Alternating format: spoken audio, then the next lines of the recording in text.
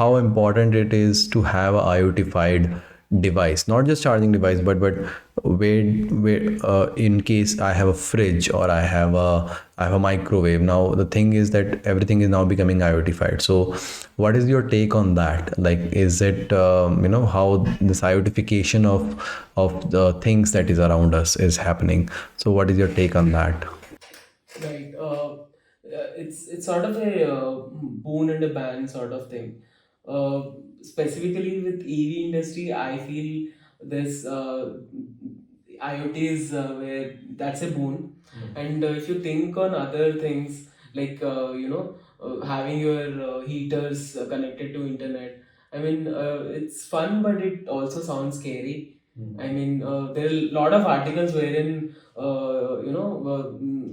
there's certain company which sold some heaters, and then imagine what could happen if all these are hacked, and then all of a sudden you can turn on heaters across. Say there are 10,000 heaters sold from that company, and you could turn all those heaters on, hacking them and turning them on. So you could, in fact, kill the entire grid. So certain things, it sounds good to have, make them iotized, but at the again, I feel we have to weigh down the pros and cons, and then uh, should So when we say IoTification of something, what exactly when you say, it's just that, it's connected to internet, that's it, right? It can be through Wi-Fi, SIM card, Bluetooth, but this something you mentioned like LoRaWAN, that's how things become more IoTified. And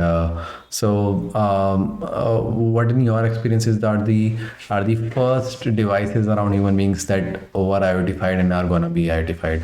So like for example, if I think IoT devices. So I honestly, the POS machines I would say were probably the first device I would say which were connected to internet, and apart from the computers and phones that we have.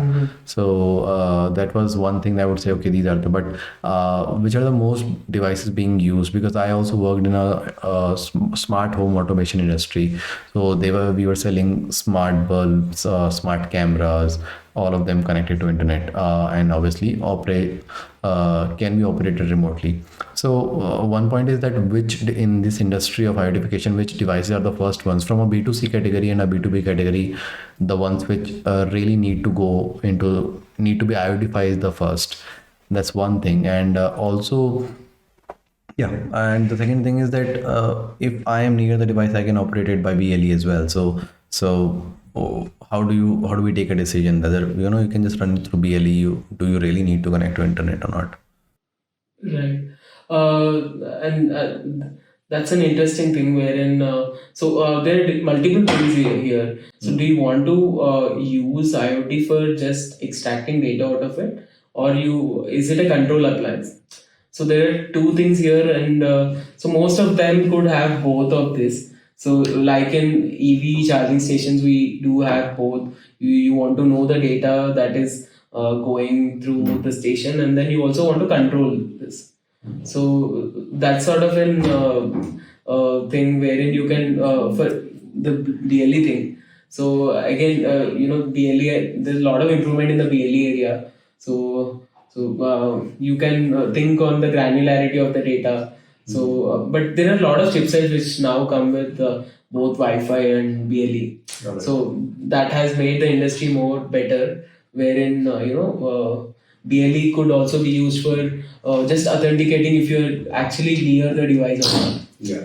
So yeah, in terms of which are the very first device that are IoTized. So I so that's a I mean, historically, I'm not sure which are the first devices that are IoT-fied, but there's very interesting scenario wherein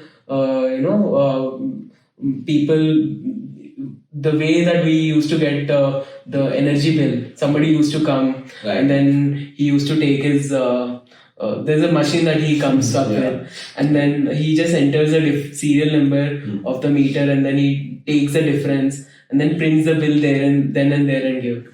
But now, if you go to Delhi and then there are a lot of places in Delhi wherein they're fitted with the LoRaWAN system, and then it's an automated uh, billing generation for all this energy meters. So this is very interesting use case wherein you are avoiding large manpower cost. It's just for billing generation. You are sending somebody across the town, across every home, and then just so that's a very huge saving in the manpower. So that is one scenario I feel. I mean that took grab my attention, wherein just by installing couple of devices you could save huge manpower. Definitely, like yeah, energy meter. In my past company also, we were working on energy meters and both three phase and single phase, and that was the talk of the time. There was demand. Um, Also in the manual meters, there is a lot of chances of hacking into it manually. People somehow do some hacks, and but if it's completely digital meter, it really optimizes things. And so now coming to EV charging, the first question comes to mind is that when we also entered into the market, we go to the petrol pump, and then if we are driving an internal combustion vehicle, we just get somebody fills in the petrol. Let's say there is no operator in India. We have operators, but let's say then I can just lift it up and do that and maybe pay somehow. So now coming to charging stations. So why is there a need to have it IoTified? Why do you feel that? Like, why? What's the difference between a dumb charging station and a smart internet connected charging station? And why do we need to go for it? Like, I can just have a normal charging station. Like,